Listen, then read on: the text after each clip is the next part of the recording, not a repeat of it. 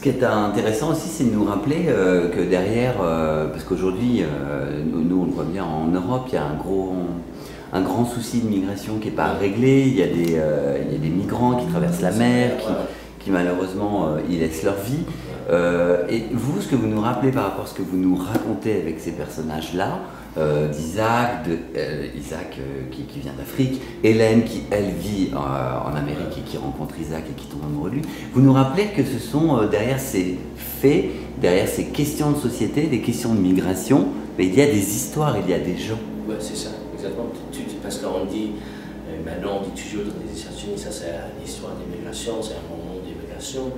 J'ai dit, bon, non, c'est pas du tout ça, parce qu'on dit ça, on a perdu les gens derrière de ça. On est toujours obligé de se souvenir, c'était un personnage, un vrai personnage avec une vraie histoire, et qu'on comprend que ce n'est pas juste une idée, ce n'est pas juste un groupe de gens, ce n'est pas juste un type de gens qui sont des immigrants, c'était quelqu'un qui a une mère, qui a un frère, qui ont perdu sa famille, qui ont perdu sa maison. Ils sont en train de partir pour venir trouver une autre vie parce qu'ils n'ont pas de choix. Et de temps en temps, on oublie ça parce qu'on met tout ensemble, tout est à partir de la même histoire, de la même idée, mais c'était pas du tout ça. Alors, ce qui est intéressant, et c'est de noter dans la 4e couverture, il y a d'un côté le chaos de l'Afrique et en face la solitude du Midwest. Oui, parce que ça. Pour moi, c'est toujours un peu important pour dire je suis un écrivain africain, mais aussi je suis un écrivain américain. Et avec ce livre, c'est un parti de dire ça. Bon, il y a une partie de moitié du livre, ça se passe en Afrique, et la moitié du livre, ça se passe dans les États-Unis avec le voix d'une femme blanche, avec le voix d'une femme très très américaine.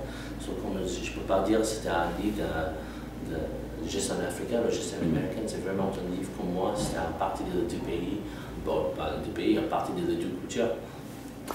Ce livre a rencontré quand même, enfin vous avez été gâté, il est déjà sorti aux États-Unis ce livre, et il a été classé parmi les 10 meilleurs romans de l'année par le New York Times.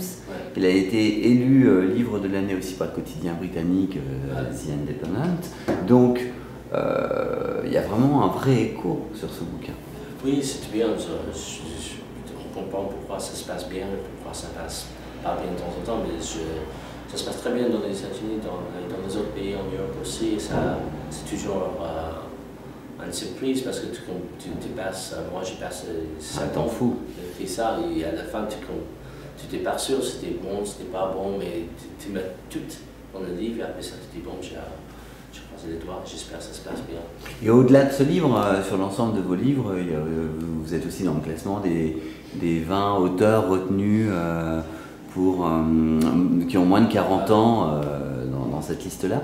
Est-ce que toutes ces attentions-là par rapport à ce que vous faites, ça vous porte, ça vous donne confiance? Parce que quand vous écrivez, vous venez de me le dire, vous êtes très souvent dans le doute. Non, ça change pas beaucoup de choses parce que quand tu écris, tu es toujours toute seule. Moi, j'écris presque tous les livres ici en France, ici à Paris. Comme ça aussi, ça se passe bien parce que j'étais un peu loin de toutes les choses qui se passent derrière de moi dans les États-Unis, dans les autres pays. Et quand tu écris ces histoires, ton ordinateur, je prends mon temps avec les enfants, je rentre chez moi, j'écris. Et bon, c'était bien, c'est sûr, ça donne un peu de force, d'envie d'écrire le prochain, mais en même temps, quand tu regardes la page blanche. Est-ce qu'un cinéaste s'est intéressé à vos livres pour l'adapter au cinéma? Ouais, mais de temps en temps, il y a toujours quelqu'un qui dit bon, ça peut-être on peut faire quelque chose, mais en même temps, je pense pas beaucoup de ça parce que j'aime la littérature, j'aime l'écrire, j'aime le lire, j'aime les films aussi, mais pour moi c'est complètement un autre métier. Si je commence à penser de ça, j'ai peur que je vais perdre une autre chose. Ouais, on voit que vous êtes très attaché à l'écriture et c'est pas pour rien parce que nous en tant que lecteurs, moi je vous ai lu, c'est d'une très très grande qualité en termes d'écriture. Donc franchement il y a vraiment beaucoup de travail. Et là vous venez de me dire que vous avez mis 5 ans pour l'écrire. Donc effectivement, je comprends pourquoi c'est de cette qualité-là. Ça demande beaucoup de temps. Ouais, ça demande beaucoup de temps. Je suis un très bon éditrice dans les États-Unis. Je me souviens, j'étais fini avec le premier draft.